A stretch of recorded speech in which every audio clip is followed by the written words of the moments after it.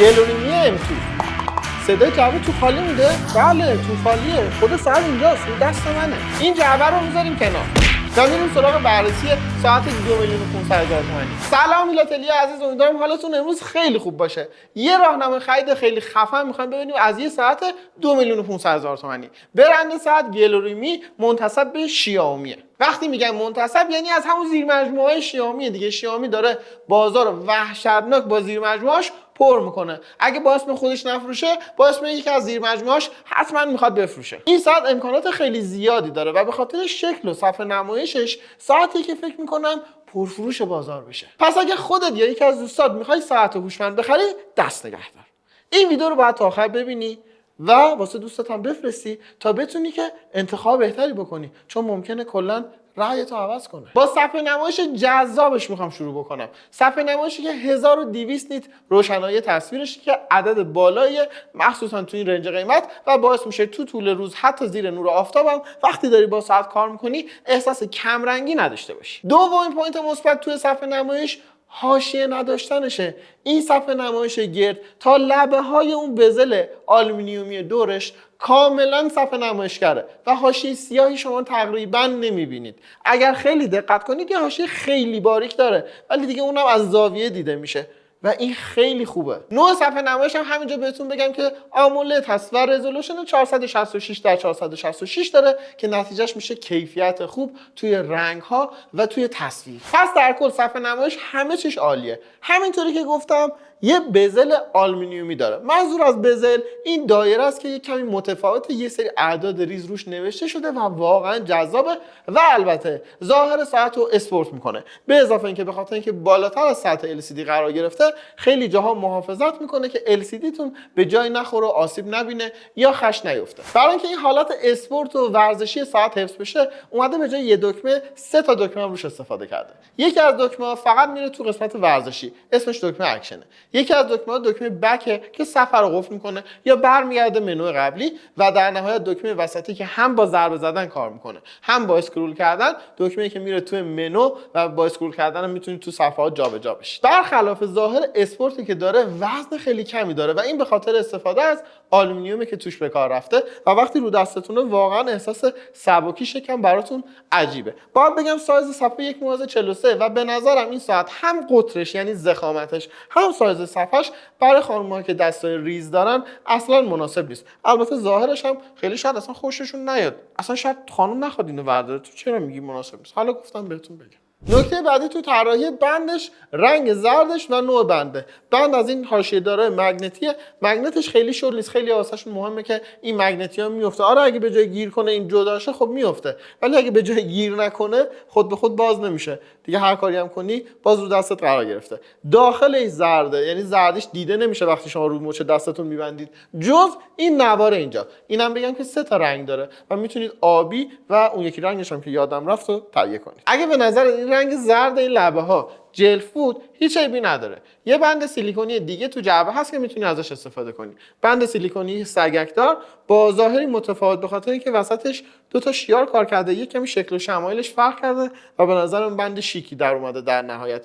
علاوه بر این بنده تو جعبه یه گلس هم داره که رو صفحه بزنی، یه شارژر هم داره که برای شارژ کردن باید استفاده کنید دیگه. الان همش تعریف کردن نیستم. یه باتری خیلی ضعیف داره. شاید با توجه به شدت روشناییش یا نور و کیفیت صفحه نمایشش بشه توجیه کرد، ولی با توجه به رقبای بازارش نمیشه توجیه کرد. اگه تو حالت استندبای باشه 10 روز، اگه بخواد با استفاده عادی معمولی کم یعنی مانیتورینگ 24 ساعته خاموش باشه، آلویز آن دیسپلی که نگفته بودم اصلا داره اونم خاموش باشه، کلا 3-4 روز میتونی استفاده کنی. یعنی اصلش رو بگم با یه استفاده معمولی روزانه 1 روز نهایت 2 روز جواب میده. از مشخصات بگذریم بریم تو دل ساعت. میخوام تجربه و حسی که موقع کار کردن از ساعت داشتم رو بهتون بگم.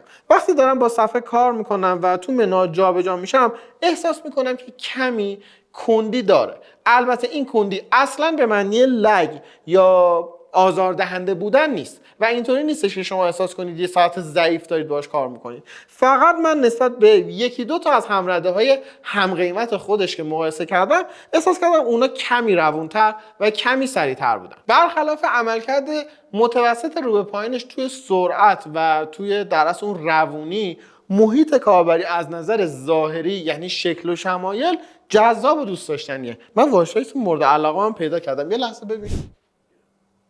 یعنی وارد هر قسمت منو میشید، مثل اونجایی که ضربان قلب میگیره، مثل اونجایی که مثلا کالری مصرفی رو میخواد نشون بده، هم شکل آیکونه باحال، هم وقتی واردش میشید اون طرح گرافیکی که کار شده جذاب، باحال و نشون دهنده اینه که وقتی داری با ساعت کار میکنی احساس میکنی که این همیشه قسمتاش برای جذابیت داره و خسته کننده و تکراری نمیشه. ساعت هوشمند قراره که ویژگی سلامتی ما رو بررسی و آنالیز بکنه و بریم سراغ ویژگی‌هایی که این ساعت داره. سنسوراش کامل‌ترین حالت ممکنه. سنسور فشار خون هم اضافه کنید بهش. تو ساعت‌های میان رده و ساعت‌های ارزون ما معمولا سنسور فشار خون نداشتیم، فقط تو ساعت اپل واچ و سامسونگ داشتیم که اونم تحریم بود و نمیتونستیم استفاده کنیم. ولی جالبه که به این ساعت‌ها داره این سنسور اضافه میشه. البته تو ساعت TG1 من اینو تست کردم و دیدم که خیلی دقیق نیست. ویدیوش هم گذاشتم تو چنل، حتما برید ببینید. ولی با این وجود سنسور فشار خون، اندازه‌گیری ضربان قلب به صورت 24 ساعته، سنجش اکسیژن خون شما و همینطور میزان استرس شما. یه آپشن دیگه ای هم که تو ساعت‌ها هست و من خیلی روش معمولا مانور ندادم، موده. این میاد مود شما رو، یعنی اینکه مثلا مودت امروز چیه، اینم مثلا اینکه اندازه‌گیری میکنم یا میفهمن که خوشخلقی یا بد اخلاقی. اینو بهت میگم. این دستگاه اومد به کمک من برای اینکه بتونم راجع به دقت سنسورهاش هم بهتون بگم و تست دقت سنسور اکسیژن خونش رو میخوایم با این دستگاه بگیریم، مقایسه کنیم و ببینیم چقدر فرق داره.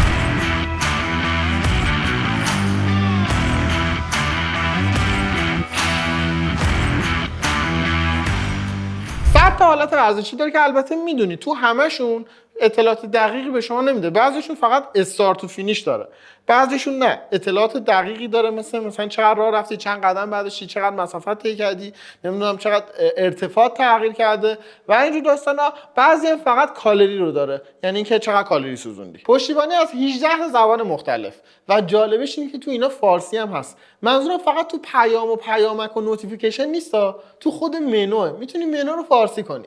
و بعدش هم اینه که توی پیام‌ها و نوتیفیکیشن‌ها ایموجی کنسله، همچنان خبر از ایموجی نیست و نمیاد. میتونی قفل رو ساعتت بذاری، پس کد بذاری یا پس لاک بذاری در واقع، و میتونی خیلی از شماره‌هایی که دوست داری رو توی ساعت، توی کانتکتش جداگانه اد بکنی تا وقتی بهت زنگ میخوره اسمش روی ساعت بیاد. اگه این کارو نکنی فقط شماره میاد. دقت کنید که وصل نیست به کانتکت گوشیتون. حالا همون کانتکت‌ها رو اگه دوست داشتی میتونی از ساعت هم باشون تماس بگیری. اگه کانتکت هم سیو نبود هیچ مسئله نیست. کیپد رو باز می‌کنی، شماره رو میگیری و با بلوتوث کالی که داره میتونی صحبت بکنی. کیفیت اسپیکرش خوبه، متوسط، کارو در میاره، خیلی بلند نیست، بعضی از ساعت‌ها خیلی بلندترن. کیفیت میکروفونش هم متوسطه و میتونه که صدای شما رو در حدی که طرف متوجه بشه چه خبر و داستان چیه انتقال بده. چرا من اینطوری میگم؟ چون به نظرم خیلی منطقی نیست که شما طولانی اینطوری با ساعت صحبت کنی. در حد کوتاه دیگه، یه خبری، یه اعلانی، یه داستانی، مثلا دستت بنده، قرار نیست 2 ساعت اینطوری صحبت کنیم که. 2 تا گیم هم داره، یکی 2048، یکی هم اسلایدینگ پازل.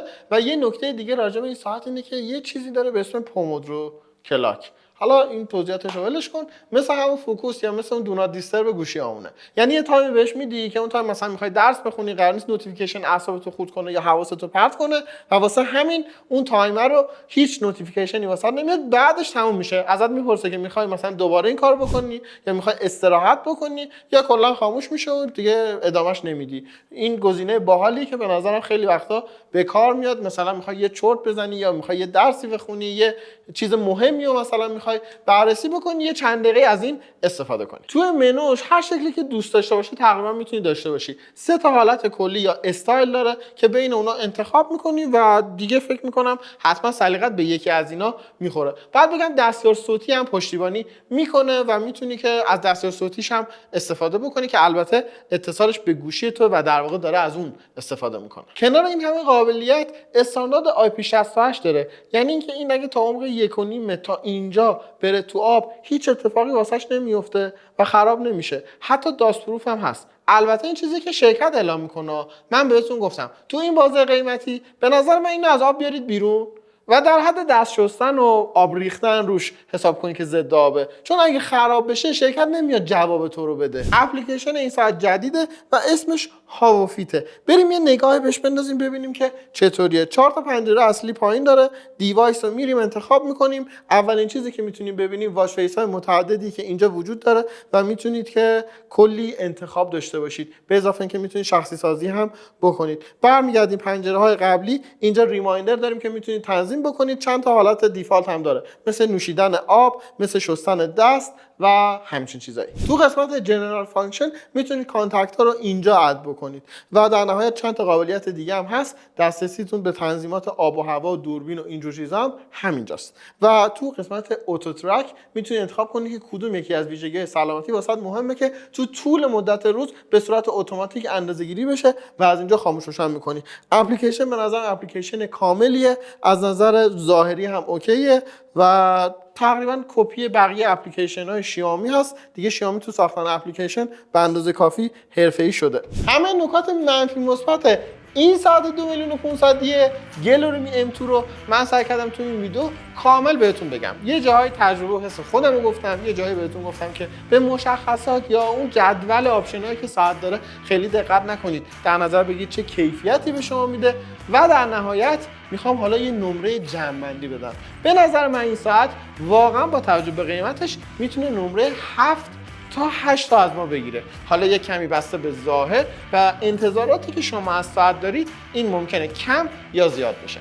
دمتون گرم ویدیو رو تا اینجا دیدید و حتما برای ما کامنت بذارید که تو بررسی خرید یه ساعت هوشمند چه نکته‌ای واسهتون بیشترین اهمیت رو داره. دمتون گرم. هیلاتلی شید.